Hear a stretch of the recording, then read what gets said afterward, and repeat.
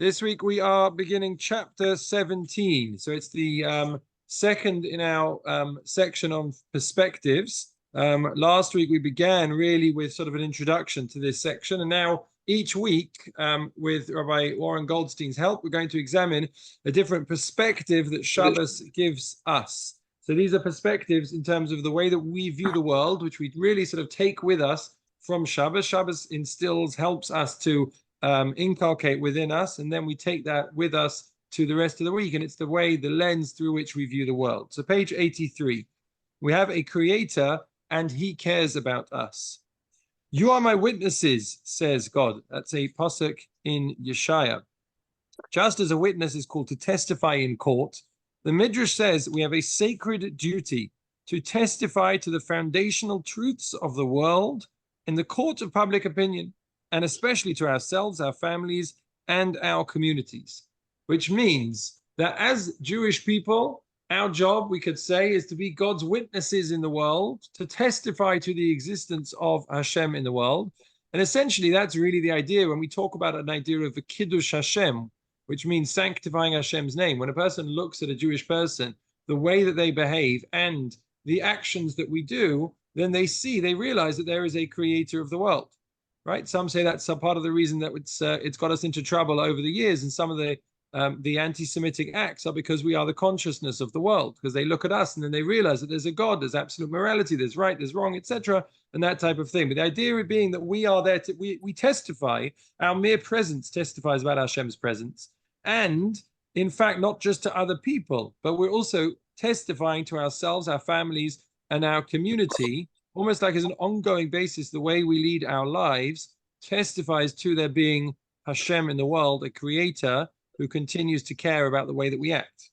And he continues, we fulfill this duty when we keep Shabbos. Specifically on Shabbos, we fulfill this. By doing so, we bear witness to the two foundational facts of our existence, that God created the universe and that he liberated us from Egyptian slavery. Right? And as he's going to speak about, those are the two things that we mention in Kiddush. That Shabbos serves as a zeicher l'maaseh bereshis, which means a remembrance of the creation of the world, because as we know, Hashem rested on the seventh day. And it also is a zeicher l'yetzias Mitzrayim. We remember the Yetzias Mitzrayim, Hashem taking us out of Egypt. And we're going to discuss why those two things, why are these the most fundamental things that every single week a Jewish person needs to remember by resting for an entire day, by keeping Shabbos for an entire day. And he continues, we are literally God's witnesses to these facts because of our history as a people. We witnessed firsthand God's awesome miracles to free us from Egypt, which has been reaffirmed in Jewish homes on the night of the Pesach Seder every year since the Exodus took place more than 3,300 years ago. I once heard it put that the Seder night, when we spend the entire evening, quite literally long into sometimes the early morning, discussing and reliving and almost replaying the story of us leaving Egypt, that gives us the boost.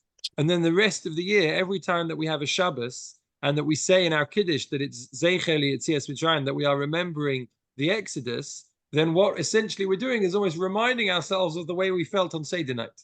You know, once you give yourself a boost at the beginning of the year and you really tell the story well, then all you need to do is to say a few key words and they bring you back to that moment. So we're constantly reminding ourselves about our history as a people, that we were taken out of Egypt. And he continues to explain, why is this so fundamental? You know, there's lots of things that happened to the Jewish people. We were in the desert. We lived in the desert. Then we went into the land of Israel. There's lots of different things in the history of the Jewish people, yet this is the one which we actually make the most noise about, which we constantly commemorate. Our historical memory, he continues, of the Exodus lays the foundation for our faith in God. Right? It's fundamental to our belief, to our emunah in Hashem. Because only the sole creator of the universe could have such complete authority over nature as to change its laws at will, splitting seas and turning rivers into blood, alongside all the other miraculous plagues. In other words, our belief in God as the creator of the world is intertwined with our belief in God as the one who freed us from slavery. These truths are two parts of one whole and cannot be separated. Meaning, he says that our emunah, our faith, is not just in God as creator of the world. That's true, that's a part, that's an aspect. but it's also as God who continues to run the world on a daily basis. And because of that, God can intervene at any point in history if he wills, if he wishes to overturn the laws of nature, because he's not just a creator who made the world and then stepped back and said, right, now it's all going to continue according to the laws of nature, gravity, physics. It's all just going to continue. No, Hashem is a creator, but it's also Hashem that runs the world the entire time. This, I actually mentioned in short on Friday night, this essentially is what Hashem says he's revealing to us at the time of Yetzias Mitzrayim, at the time of the Exodus. At the beginning of last week's parasha, Hashem says to Moshe, I revealed myself to our forefathers, Avram, Yitzchak, and Yaakov. They also knew God. They knew about God's existence, but they knew God as creator of the world. He says, Shemi Hashem, the holiest name of God, which is the Yud and then the Hey and the Vav and the Hey, Lo no dati lohem. That they didn't know. And what that means is God as the one who brings the world into existence. From the word hoveh, that's where that name of God comes from. He brings the world constantly into existence, and it only continues to run according to those laws of nature because he wills it to do so. But he is able to intervene and change them at will. That aspect of God is only revealed with Yetzias Mitzrayim. So therefore, in order to have emunah in Hashem, in order to have that fundamental belief of as Jewish people, that God isn't just God who was creator and then said goodbye and left the world and people in it to do whatever they please, but that God is constantly involved in the world, then we have to constantly remember the miracles that God does, because that's the one time in history God steps in and God says, look, this is what I'm able to do. I'm able to change nature at will. If I want to, then I can overturn the laws because I am constantly running the world on a day-to-day basis. And therefore, that makes a huge difference because now our actions matter. Our actions make a difference because it's not the God that has created the world and then forgotten about it, but rather it's the God that is every day willing and hoping for us to do the right thing. It's the God that cares what direction we as Jewish people and the entire world is headed in. And therefore, our actions will have consequences. They will affect the entire world and the way that Hashem runs the world. All of those things is something which is incredibly fundamental to our emunah. And that's why this Yetzias Mitzrayim, remembering the Exodus, he says, is something which is intertwined with the belief in God as creator of the world. They're two parts of one whole. He continues on page 84. We see this at the dramatic moment when God introduced himself to the Jewish people at Sinai. I am the Lord your God who has taken you out of Egypt from the house of slavery. The first words that God speaks to us, the entire Jewish people, first of the 10 commandments, Anochi Hashem Elokecha, I am Hashem your God, who Asher Hotzeisecha me'eretz Mitzrayim, who took you out from the land of Egypt. What's unexpected here is that God does not present himself as the one who created the world in the first place. Surely the fact that he took us out of Egypt is secondary to the fact that he created the world, meaning we would expect it to say, I am Hashem your God who created the world. That should be the greatest achievement of everything. That's the way to introduce yourself to the entire Jewish people, right? I am Hashem your God who created the world. He continues, and yet God introduces himself as he who broke the bonds of our slavery. Because that is something we witnessed with our own eyes and experienced personally.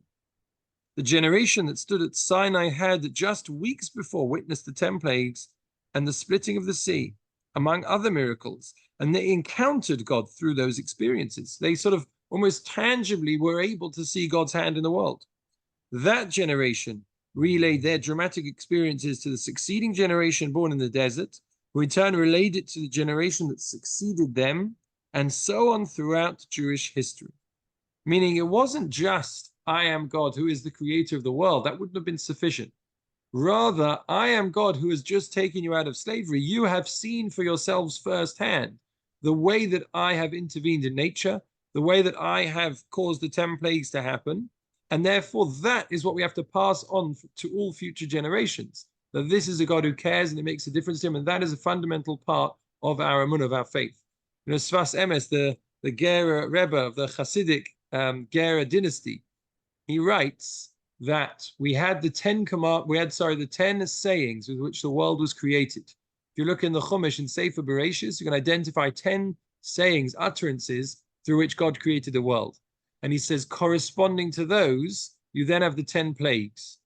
Because the 10 plagues is when Hashem says, yes, I created the world with those 10 sayings, but if I want, then I can override them. I can uproot those 10 sayings. And he says, then the climax, the final part of the series is the 10 commandments, where Hashem says, these are the spiritual laws of nature, as it were. These are the spiritual rules by which I want you now to be able to lead your lives in my world. So we have first the laws of nature. Then God says to us, I can change and I can uproot them. And then he says, I'm going to give you something which is unchanging, something which is eternal, something through which you can lead your lives and grow spiritually whilst in this world. And those are the 10 commandments. So he continues on page 84. Shabbat is a weekly experience of reaffirming these truths and instills in us a faith in the authenticity of the origin story of the Jewish people, the very bedrock of our identity. The divine origins of the universe and of the Jewish people, right? These two aspects, which is Hashem as creator and Hashem as taking us out of Egypt and creating the Jewish people, are not just theoretical facts.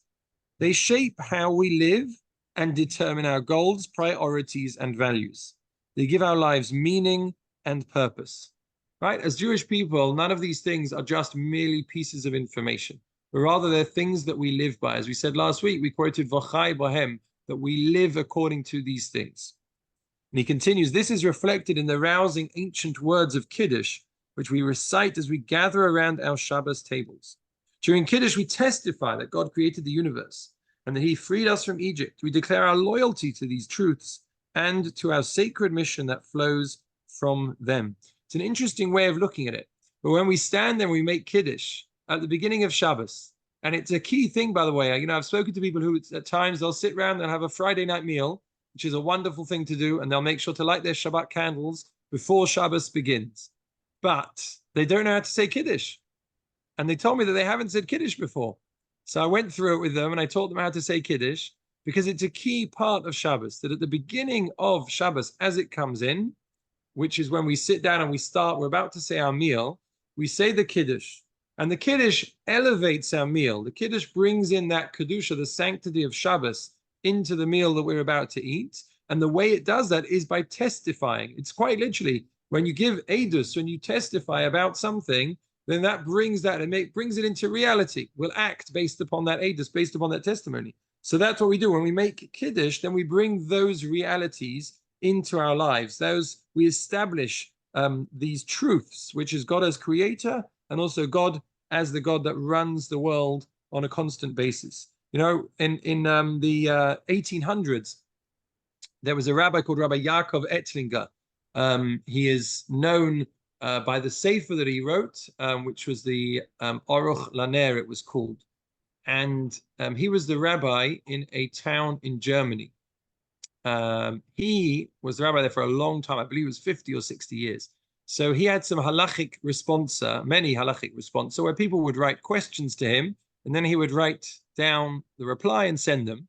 And those were published, as is often done, with great rabbonim, so that you can lead later generations, you can read the questions and the answer. One of the questions that came to him was about those people. This was something that happened in Germany in those times. There were people who would have a Friday night dinner or even a Shabbat day, and they would come to shul, but they wouldn't keep the rest of Shabbat. And the question that was sent to him was essentially, how does one view such a person? Because on the one hand, we know that God, that Shabbat is fundamental to everything that we do as Jewish people. But on the other hand, these people, after they, had their meal, then they went off to work and they did all their regular weekday things. They didn't keep the rest of Shabbat. And his answer was fascinating. His answer, he says to them, anyone who stands there and makes Kiddush, a person who stands at the beginning of Shabbos and holds his cup in hand and testifies that there is a creator of the world and that there is a God who took us out of Egypt, then you cannot say that that person is denying the fundamentals of being Jewish.